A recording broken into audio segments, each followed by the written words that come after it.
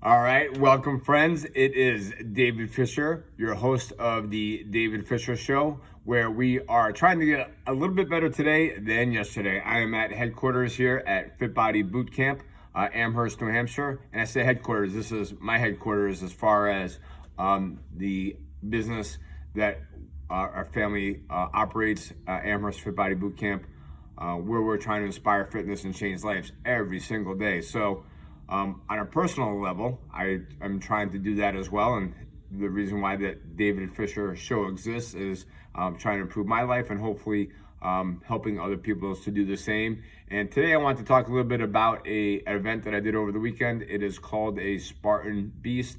It is essentially a race. There are lots of different types of Spartan races. They are obstacle course races. So I want to share a little bit about my journey, the experience, and some of my takeaways from getting that event accomplished over the weekend. So a Spartan race is, as I mentioned, a obstacle course race. There are different distances. There are a different number of obstacles that you try to complete. Some of them are fairly simple, like maybe going underneath,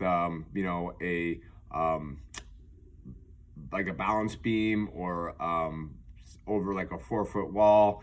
Some of them are fairly complicated. Maybe require totally submersing yourself underneath a wall in water, or climbing over different types of obstacles that maybe involve handholds or ropes, monkey bars, things of that sort, gymnastic rings. So lots of different types of obstacles. The one that we did over the weekend in Killington, Vermont, was called the Spartan Beast. It is a 21K, just over 13 miles with 30 obstacles. If you're not familiar with Killington, Vermont, it is a ski area, so it is fairly steep. The elevation of Killington Mountain is 4,200 feet. So going up and down that mountain, well, I think it was about 4 times, was really kind of another added level to that. I think we ended up with a little over 6,600 feet of ascent throughout the day, and on the remnants of Hurricane Lee. Certainly wasn't really affecting the Vermont area or northern New England, other than certainly there was some pretty strong gusts of wind. So I wanted to share a little bit with you the journey, as far as like how did I get to this Spartan race. This was not something that I just woke up on Saturday morning and said, hey, let's do this today. Although there were some people there that quite honestly, it was their first ever Spartan race, and have some friends that they chose the Spartan Beast at Killington, Vermont as their first race, and continuing to do other races afterwards. But it is definitely a pretty challenging, even for a Spartan race. There are, like I said, different lengths. Some of them are 5K, some of them are 10Ks. This one was 21Ks, and there's something called a Spartan Ultra, which is 50K. So lots of different choices when it comes to challenging yourself. But my journey began really quite some time ago, as far as just getting in the time on my feet with running. First, it was a 4-mile race that I did last year, then a half a marathon, a full marathon. Earlier this summer, doing a Ironman. Continuing to try to release my weight back to the universe. I like to say release back to the universe, because anytime I say I lose weight, it just creates a mindset of someday I'm going to find it again. So once I release the weight, I try very hard to keep that mindset of it's no longer serving me. I don't need to find it again. So I don't lose weight, I release weight. So that's certainly been part of that journey. And last year I did my first super Spartan race, which is a 10K. So it's about 6.2 miles. My time on the course was a little bit longer, because there are things that are penalty loops if you fail to accomplish a certain obstacle. It used to be that you would do burpees. Now it seems to be a transition into doing like a penalty loop. There are all different sizes in that penalty loop depending on the terrain. So that was a little bit extra, a little bit extra running involved on Saturday as well. 30 obstacles in a Spartan Beast, and certainly as much as I'd like to say that I got all of those accomplished, did not get all the obstacles accomplished, and I'm okay with that. That's again like not the idea to do it perfectly or you know, really only competing against myself on that. So there were lots of lessons to be taken away from that as well. So you know, some of the conditions were, you know, to deal with were being cold, wet, muddy, trying to figure out like, you know, nutrition and you know, fueling the body for that type of an event. With some of the even mental barriers are trying to figure out is, you know, a lot of people do it by themselves. I was very fortunate enough to do it with some very dear friends that some had experience doing Spartan races before. Some had experience doing things that are, you know, very tough, hiking, also doing the death race, which is a whole nother Spartan. It's not really a Spartan race. It's, you know, put on by the founder of the Spartan races, Joe DeSena, and actually I have his book right here, Spartan Fit. There's a couple of different books that Joe put out there, but it is again something on a whole nother level versus ways to try to challenge yourself and you know, work through what may seem like, you know, impossible situations. But that's part of those mental barriers is, you know, how do you persevere? How do you, you know, finding inspiration even on the trail? There's one gentleman out there, amputee, so, you know, he was getting up and down the mountain, and, you know, he kind of put that in perspective of, you know, thank God I still have both my legs that are fully functional. At different times they were certainly pretty sore, but nonetheless, you know, there is a different way to look at things, having that different mindset. Some of the physical training that goes into it, like I was saying, I did another Spartan race earlier this year. That was another super, so that was my second race. That was again done with friends, great experience. Not so much doing it in terms of a race, just doing it in terms of more like having a fun experience, getting some, you know, time in on the obstacles and that whole entire experience. Doing some other obstacle course races with some friends as well, running, hiking, you know, doing different types of outdoor activity to help build up that stamina and resilience to, you know, have that confidence. Race day was, of course, filled with like nerves, excitement, you know, standing at the bottom of a mountain saying, oh my gosh, like, is this something that, you know, I'm going to be able to do? Or not even so much is this something I'm going to be able to do, but how long is this going to take to do it? Like, and have I prepared enough? Trying to get some confidence in overcoming those first obstacles. There was a section of mud that went uphill. It was pretty deep mud, and watching people like literally lose their shoe within maybe the first quarter of a mile, and, you know, being like, wow, that's going to be pretty challenging to continue on for, you know, 13 plus miles, already having your foot, you know, packed with mud and, you know, trying to dig your shoe out of a, you know, a 12-inch mud hole. The overall finish on that was in the 40th percentile. It took us 6 hours, 48 minutes. For my age group, I was in the 27th percentile, And I like to keep that in mind too, because it can be very discouraging seeing some of these people, especially, we were on the course at the same time with ultra runners, and the ultra Spartan race is 50 kilometers. It's more than twice the distance of the beast, plus another 4 miles and additional obstacles.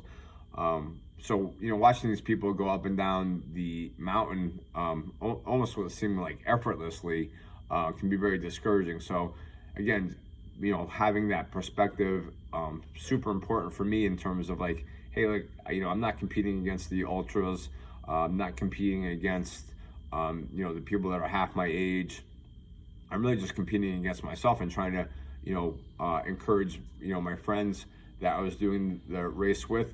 So that was something that was a pretty unique experience as well. Like, it was very evident that we all have different strengths.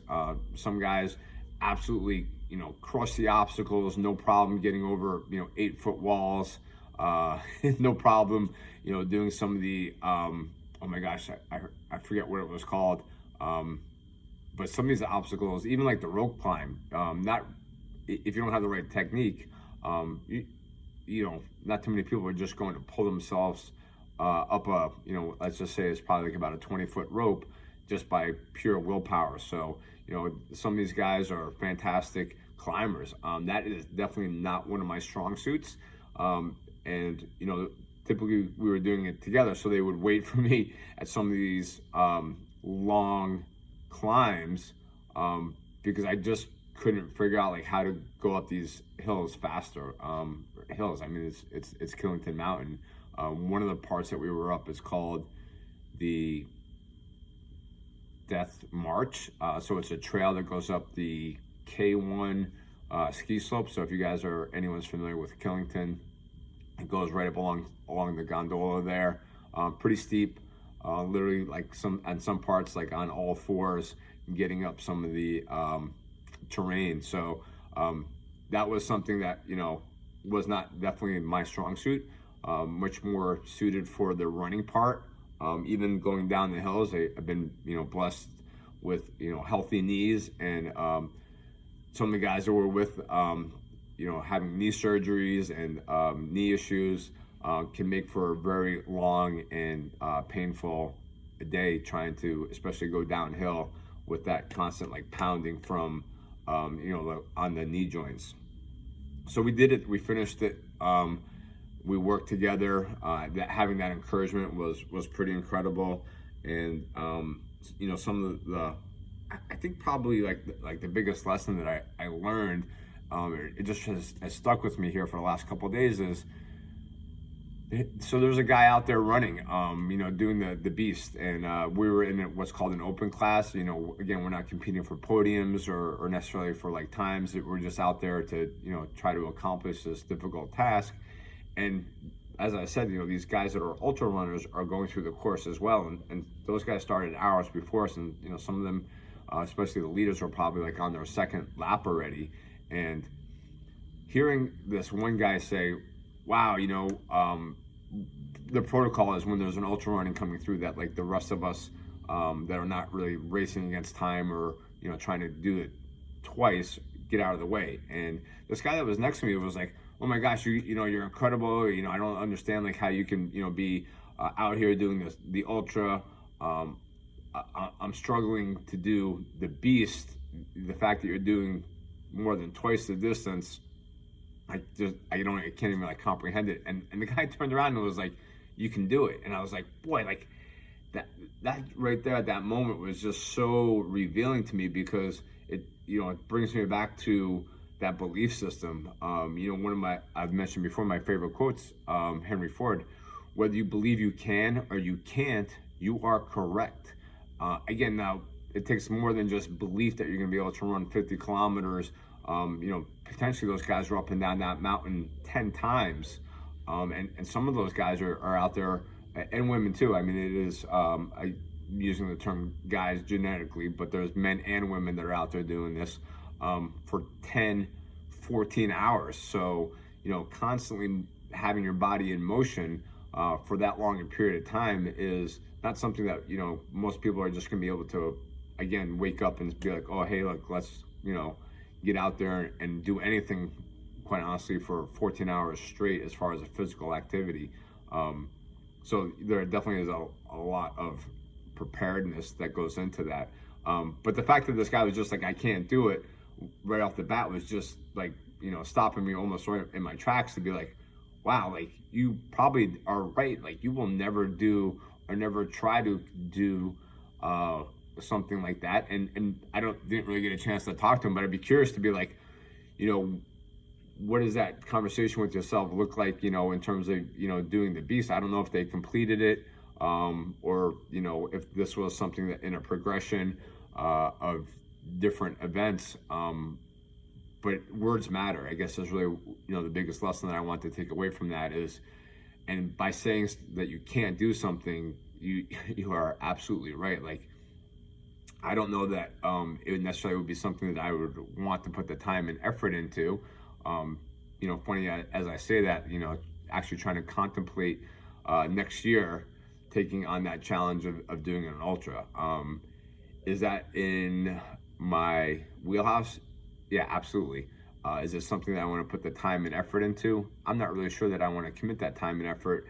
As you know, priorities are always changing. Life doesn't mean that I don't want to hike, doesn't mean that I don't want to run, doesn't mean that I don't want to keep getting after it.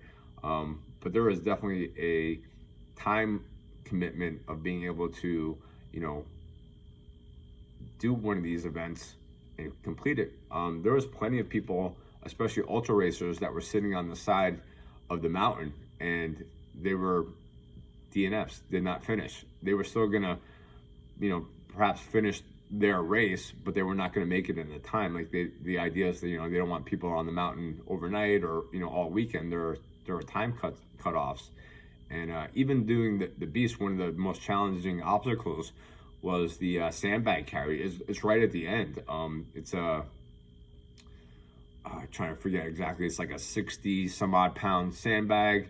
It's a big disc. You know, it is literally a half pipe. You know, for snowboards and skis, and you walk up the half pipe, come down the curb, come back down the other side, you know, through that U again. And I don't know how long it was, but it just seemed like it was absolutely unending. And watching people just sitting on the side, like, you know, they're resting, they're, you know, trying to recover. But I just knew that I was not going to put that sandbag down, and I was just going to keep putting one foot in front of the other and making that forward progress. Like it took me longer than I probably would have liked it to. And at the end, I had already run probably close to like 14 miles at that point, again, because I had some extra penalty loops in there from not completing certain obstacles. But just looking at the defeat on people's face, saying like, you know, I don't know, maybe they got up and maybe they completed it, or, you know, maybe they just walked back down. I don't know. I'm just going to assume that, you know, they figured it out. And, you know, if they're doing something like a Spartan beast, that they're going to persevere and, you know, get that mental toughness to finish that particular obstacle. But that was really probably one of the more challenging obstacles because it was at the end of the race. And, you know, my legs at least were absolutely obliterated at that point. And they kind of had compacted a bunch of obstacles at the very end there, where you think like, oh my gosh, like I'm almost done here. But now there's like 5 different obstacles to go. Legs are cramped up, shins, feet, your whole body is pretty sore at that point. So it's, you know, a whole nother level of suck being involved into completing these obstacles. And of course there's there's this thing called the extra mile. And I don't know, my friend and I just like basically like looked at each other once we crossed the finish line, and we're like, yeah, we're doing the extra mile. And again, it's just basically a hike back up the ski slope, you know, through the weeds and, you know, underbrush. You know, there's a path that's carved out, and then back down. But at that point, my quads were cramping up so bad that I was like, wow, like I don't know that I can even walk anymore.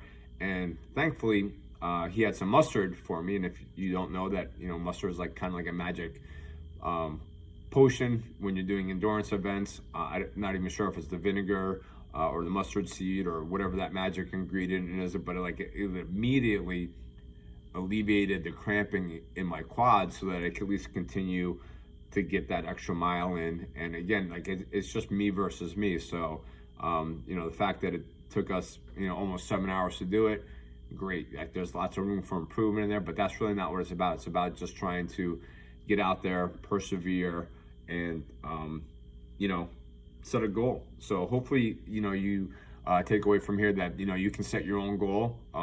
It doesn't need to be a Spartan race. You know, it might be, I'm going to run my first mile, or I'm going to get out there and jog my first mile. Like, whatever that looks like, it has to start somewhere. And that's really kind of my message today is get out there, set yourself a goal, whatever it is, and just try to, you know, do what you need to do to be successful at it and not give up on it. So, you know, one of the things is also you never know who's watching. So hopefully you're inspiring other people out there as well. So thank you, friends, for tuning in today. Appreciate your time. David Fisher signing off from the David Fisher Show. And until next time, just in case nobody tells you, let me remind you that you are 100% worth it. All right, friends, take care. Thanks for tuning in.